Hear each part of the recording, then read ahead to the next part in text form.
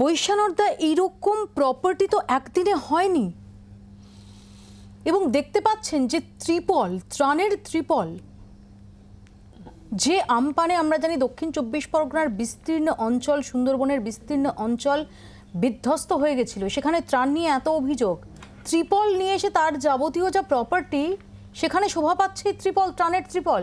কিভাবে জাস্টিফাই করবেন এদের? কেউ কিচ্ছু জানতেন না।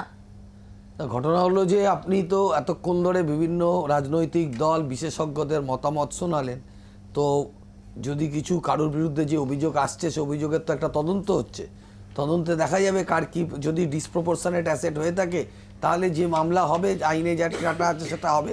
কিন্তু এই যে একটু আগে শেখ শাহজাহান আগে সিপিএম করতেন, উনি সিপিএমের লোক বলছেন না করতেন না, আরও দুটো নাম বললেন আগে সিপিএম করতেন বলছেন, মানে সিপিএম পার্টিতে থাকলে সে ভালো, আর সিপিএম ছেড়ে যেই এখানে যোগদান করেছে সে খারাপ হয়ে গেছে ওদের চোখে, সে দুর্নীতিগ্রস্ত হয়ে গেছে। সিপিএমে থাকাকালীন সে একদম ঋষি বাল্মীকি ছিল, আর এখানে এসছে মানে দস্যু রত্নাকর হয়ে গেছে।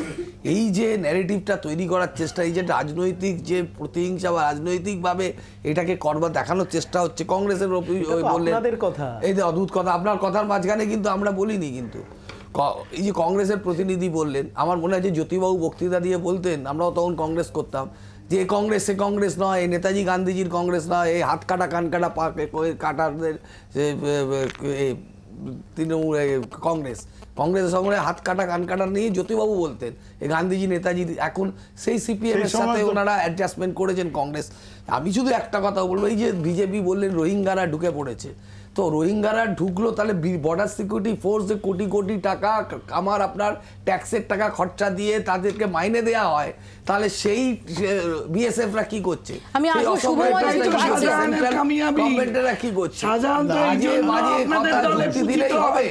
আপনাকে তো ব্যাকড্রপটা করতে হবে। কথা বলি, 72 থেকে 77 আমরা ক্ষমতায় ছিলাম, আমাদের উপরে হয়তো মিস গভর্নেন্সের কথা উঠতে পারে, কিন্তু করাপশন কংগ্রেস আমলে 72 থেকে 77 কেউ তুলতে পারবে না, কারণ সিদ্ধার্থ শঙ্কর অনেস্ট ছিলেন, সিদ্ধার্থ শঙ্কর অনেস্ট ছিলেন, তাই কোনো অবস্থাতে কেউ করাপ্ট প্র্যাকটিস করতে পারেনি। কিছু বলতে চান? আমি শুভমদার বক্তব্য নিয়ে নিই। শুভমদা, আর কি 72 থেকে 77 নিয়ে বেশি আলোচনায় না যাওয়াই ভালো। 72 যে আপনারা করেছেন, তখন আপনি আমরা আজকে বর্তমানে ফিরি না না না শুভাশিস দা কোনো ব্যক্তি আক্রমণ না, প্লিজ, একেবারে পরিষ্কার কথা।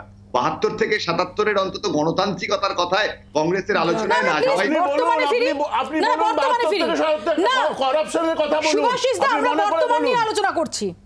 এবং দ্বিতীয় যে বক্তব্যটা হচ্ছে যে বৈশানরদা যে কথাটা বলছেন, বৈশানরদা তৃণমূল এবং শাসক দলে থেকে কিন্তু যে কথাটা একেবারে চোখে আঙুল দিয়ে দেখিয়ে দিচ্ছেন, যে এই যে শেখ শাহজাহানদের উদাহরণ, এরা বামপন্থী আমল থেকে যখন তৃণমূল আমলে এসেছে তখনও কিন্তু ওই শাহজাহান রিজেন্সির সিনেমার গানের মতো কিছুই চাইনি আমি থেকে রন্ধ্রে রন্ধ্রে পাপ, এই জায়গাটা বৈশানর দ্বারা বা তাদের যে রাজনৈতিক দল তারা সম্পূর্ণভাবে অ্যালাউ করেছেন, তারা বাধা দেওয়ার চেষ্টা করেননি।